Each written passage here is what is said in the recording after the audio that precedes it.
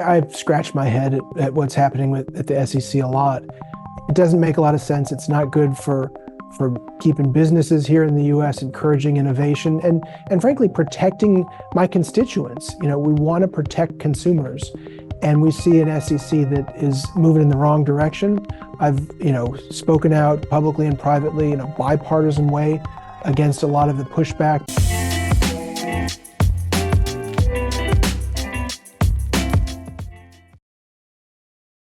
This content is brought to you by BitGo, which is one of the top crypto custodians in the crypto industry.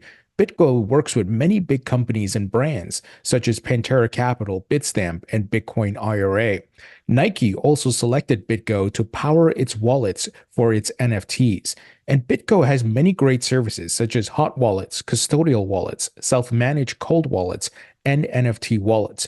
Many institutions trust BitGo with its top-level security and incredible services, such as being able to deploy your capital while it's in custody, which includes lending, borrowing, trading, staking, DeFi access, and more. If you'd like to learn more about BitGo, please visit bitgo.com, link in the description. Welcome to the Thinking Crypto podcast, your home for cryptocurrency news and interviews. With me today is Congressman Wiley Nickel, who's a Democrat out of North Carolina.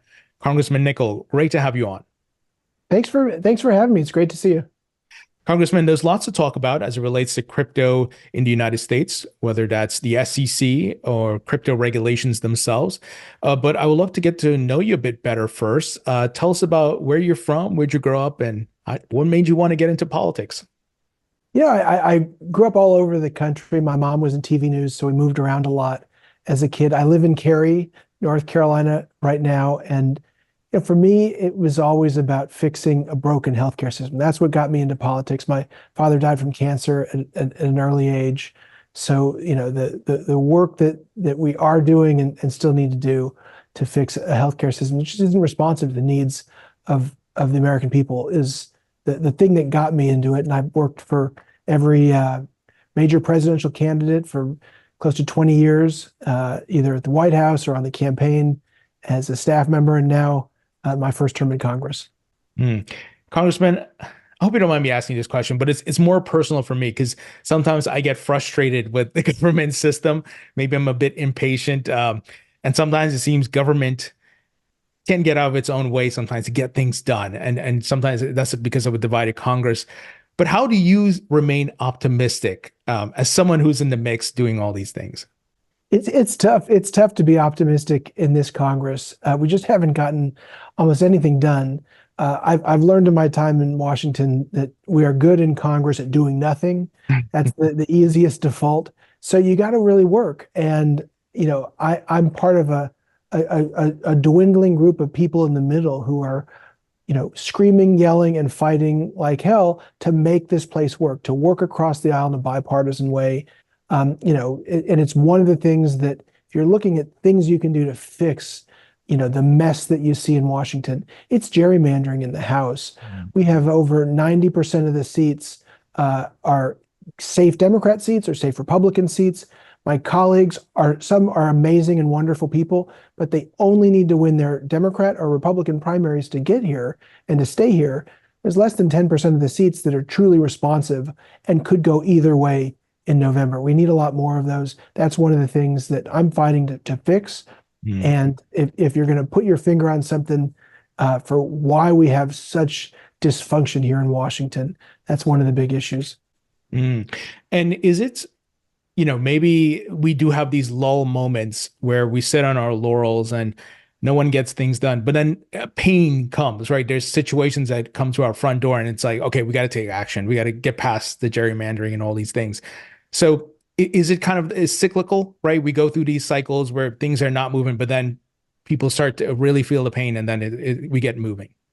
Yeah, I mean, the deadlines have been, one of the only saving graces for getting things done, whether it's raising the debt ceiling or passing a budget. With a government shutdown, we've had deadlines and we have to respond. That's been something that we've barely been able to do. But that's one of the things that helps us move along. But what we really do need we need voters who are able to punish politicians who aren't serving the needs of the American people. And with gerrymandering, there's far too little of it. Mm. Now, let's talk about crypto. Um, we are seeing the next layer of the internet being built with blockchain and crypto and tokenization and much more. And there's an opportunity for the United States to be a leader here. We have made some progress, but we still don't have comprehensive crypto regulations. And we see certain agencies like the SEC are taking advantage of that and attacking good actors. And we're losing out on jobs. Jobs are going overseas, but we want to keep those jobs here. We want to get the economic benefits the same way we did with the internet version 1.0 with Google and Amazon and much more. What are your thoughts on this situation and how we can get this right? It's a big deal. It's one of the things we're going to look back on in this Congress. And if we can get legislation done on stablecoin, on crypto and digital assets, we're going to look back and say we actually accomplished something that made a huge difference. And this is much like the dawn of the internet. What we're going to be able to do with crypto, with stable coins, Web3. These are things that have the ability to transform the lives of the people that I serve in a positive way.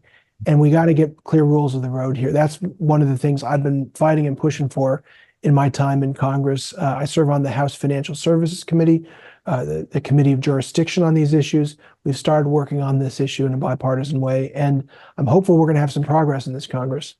What are your thoughts on what's happening at the SEC, though? They seem to be running amok here, and Chair Gensler going back on things he's said over the years, even before Congress, and now it seems it's an all-out war and attack on the crypto industry. I know recently you partnered with your colleagues to push back on SAB 121 or 121. What do you think about what's happening at the SEC? I've scratched my head at what's happening at the SEC a lot. It doesn't make a lot of sense. It's not good for keeping businesses here in the U.S., encouraging innovation, and frankly, protecting my constituents. We want to protect consumers, and we see an SEC that is moving in the wrong direction. I've spoken out publicly and privately in a bipartisan way against a lot of the pushback, but it's a fairly hostile regulatory body for digital assets, and it's just so easy to take a laptop and move overseas, and we don't want to see that happen here in the U.S. Absolutely. Now, I know the initial vote to get SAB 121 repealed has taken place, and then it has to go to the House floor. What can you tell us there when that vote may take place?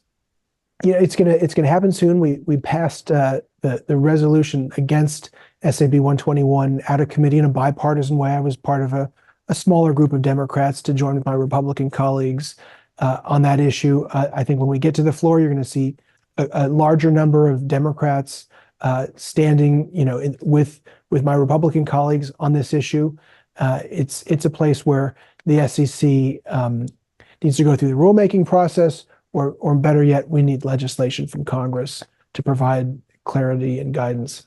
We see, though, that the checks and balances of the government seem to be working, where the courts are handing a lot of losses to the SEC, where they acted arbitrary or capricious, not abiding by the law and these things. Is there a way for the House Financial Services Committee to hold the SEC accountable as an agency? Maybe it's reducing their budget. Maybe it's other ways. How can they be held accountable? Well, we've certainly, in a bipartisan way, we've made our feelings known in Congress. And so Gary Gensler, he's a smart guy. He sees the writing on the wall on a lot of these issues. So it is my hope that he saves the industry and the country a lot of trouble and moderates his approach. And that means, more carrot and less stick. And if he does that, I think we're going to be much better off. Do you have any thoughts on what took place recently where the SEC got sanctioned in the debt box case? They also made, it was not fully confirmed yet, but they're going after Ethereum now, the second largest crypto, trying to classify it as a security. Any thoughts on what took place there? Yeah, I mean, the debt box case was very disappointing because the taxpayers are going to be the ones responsible to pay the bills here. When they got sanctioned like that, the U.S. government has to pay those legal fees. So, I think that's certainly just another proof point for why regulation by enforcement isn't doing any good and is the wrong approach on this issue. And at time, like you said, time and time again, we're seeing victories in court for an SEC that is acting, on its own, out of step with the wishes of Congress, and we have a chance to make our voice clear in the U.S. Congress with SAB 121 and a number of these issues. Going back to what I was talking about earlier about it comes to a point where there's pain and then people start to move and they start to take action. There's a level of urgency. So when do you think we get to that point for the House to get, let's say the FIT bill out, the House of stablecoin regulations? It has to go to the Senate and it has to go to the president. When do you think we get to that point where it's like, okay, we got to get this done? It's too long. There's too much confusion happening with the agencies, SEC and CFTC. I know this is a hard question, but when do you think we see crypto regulations getting pushed through? Well, I think the first thing for people kind of watching Congress is, we've got a real problem with Republican chaos and confusion. My Republican House colleagues are at war with each other. They just can't get their act together. You have Republican after Republican quitting because they're just fed up with it. So they now, within days will have an effective 1-seat majority in Congress after retirements and flipping the George Santos seat. So it's really tough for them to get a lot of things done. If we probably had Kevin McCarthy still and, hadn't had the mess that ensued after that, I think we would have already voted on, digital assets, and stablecoin legislation on the floor of the House. So the next thing for those two issues, passing a stablecoin bill, which I think we're very close to with, our ranking member Maxine Waters and Democrats, talk to the Fed about it. They're, I think, in what I would say is a very good place for getting stablecoins done. And then the digital assets market structure bill to get, regulations, for the industry here, rules of the road. That's what we're pushing for. Those are the two things where you're going to see votes on both of them in the coming months. And for me, as a moderate Democrat, I'm trying to do all I can to boost the score of Democrats on these issues when they get to the floor so that we have the momentum to get it done through the Senate. That's the main thing, the main task at hand for me is how can we continue to get more and more Democrats on board, making the case, the progressive case for why crypto is so good, why we need to do everything we can to support this emerging blockchain industry. It has a chance to just change the lives for all of our constituents in a really positive way. Yeah, absolutely. What are your thoughts on the Bitcoin ETF launches? I mean, all of Wall Street have issued these ETFs, and the inflows have been incredible. And it shows that people were clamoring for it. There's huge demand. Now RIAs can offer it to their clients. People can put it in their retirement accounts. What are your thoughts on the launch of the ETFs? It's an issue that, as soon as I got to Congress, we were pushing to support the ability to do these ETFs. I think we've seen a good rollout with the Bitcoin ETF. And, again, that was a place where the SEC didn't want to act and the courts, required them to do it. So, I think the what we've seen so far with the Bitcoin ETFs is a good sign and a reason why we need to, give folks more regulatory clarity by passing a bill through Congress. Yeah, for sure.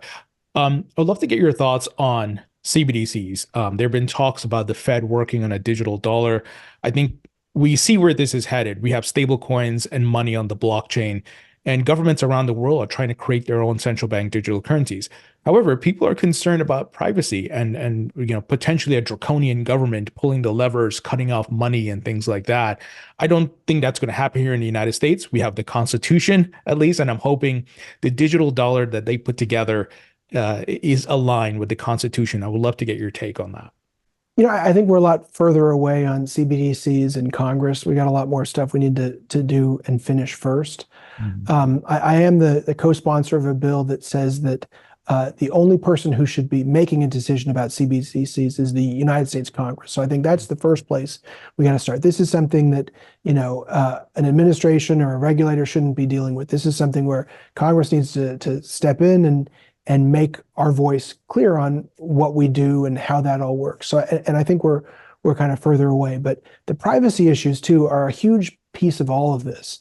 And my hope is that when we can start functioning as a U.S. Congress and getting things done, we do a global privacy bill across all industries, because the rest of the world is getting way further along on these issues, and we're not. We are again doing what we do best in Congress, doing nothing, but we got to act on privacy in a global way.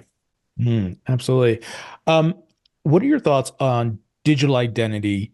And once again, these things seem like they're down the road on the horizon for the entire world because of the next layer on top of the internet is blockchain, where you have money, our identity, and so forth.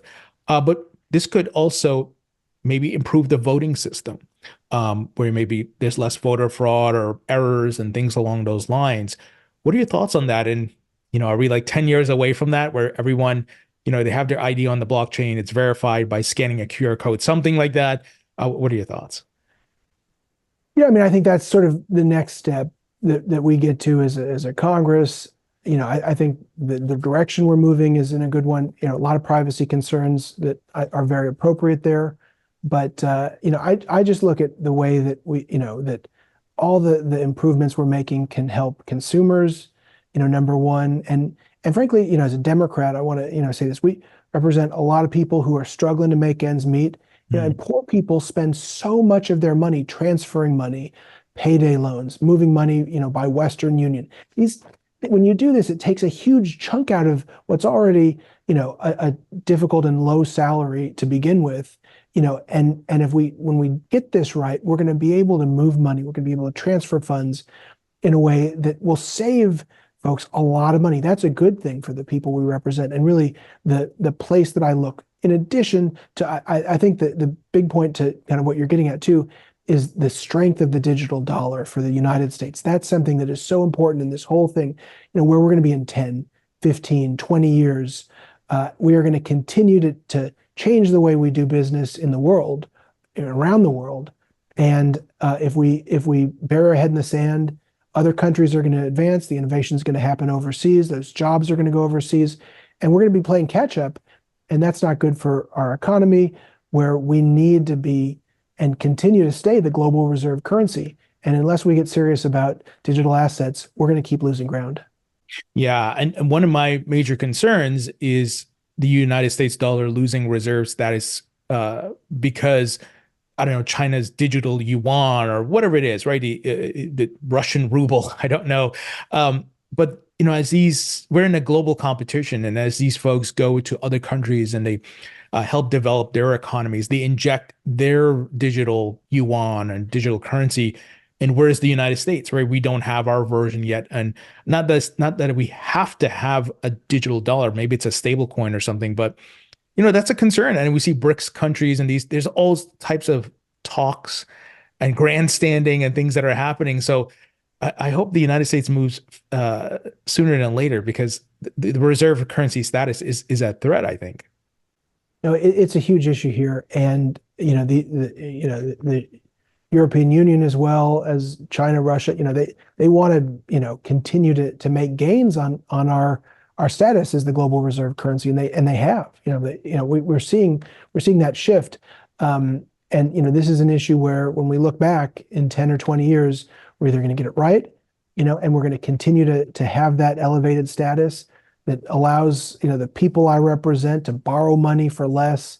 It allows our sanctions to work so much better because of that. So we got to make sure we're doing everything we can to preserve that. And as we transform and change to a digital dollar, and have that more and more relevant in people's lives, that's the thing that motivates me to push on this issue to try to get something done in Congress. For sure. Now, there was also news I saw that you're planning to run for Senate in 2026.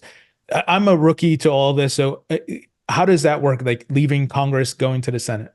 No, I'm not doing it voluntarily. I won a 50-50 district. The district I got elected to Congress in is one that our courts drew. It wasn't a Democratic district, wasn't a Republican district. It was a barely Republican district, but it could have gone either way.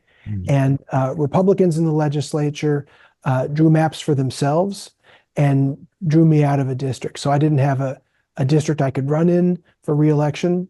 But I'm doing everything I can to fight for fair maps in our state, certainly not giving out or going out quietly in the fight to make sure, we have maps that allow voters to choose their politicians instead of the other way around.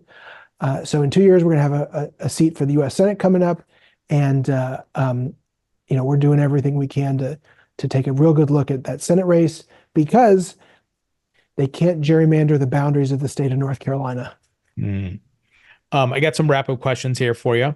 First, if you could create your own metaverse, because we see the metaverse is being built, what would the theme be?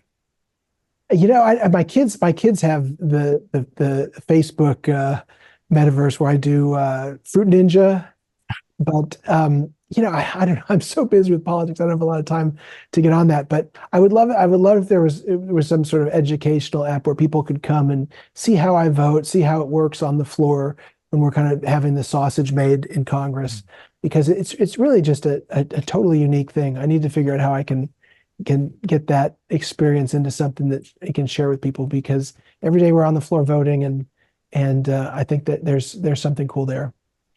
That's fascinating. I love that idea. Education as a whole is going to be a big part of the metaverse, where you can tap into different parts of the world and learn things. But to see, like you said, how the sausage is made, or maybe you don't want to see it because, like you were saying, it can be rough, right, at times to get things done. But I would be fascinated and to be on the floor with you guys and to see what's being said and how it's being said and so forth. That would be pretty amazing. So I like that idea.